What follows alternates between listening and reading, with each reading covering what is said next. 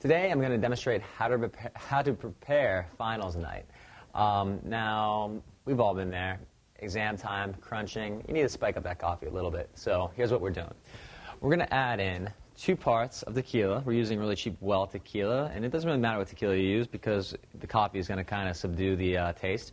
And we're going to be using half a part of our dark creme de cacao and half a part of lemon juice. So what I'm going to recommend here for this is just a straight up 1.5 ounces to a 3/4 ounce of our pour. So 1, 2, 3, 4, 5, and 6, which is our 1.5 ounces, 2, 1, 2, and 3.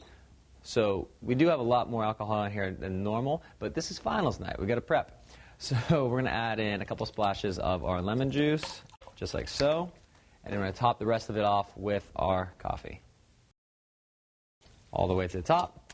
Now, personally, I like to add whipped cream and a cherry on top, but this is finals night. We don't have time for that, so this is what we're sticking with here. So there you go. Finals night. Really good way to stay awake for those exams. Enjoy.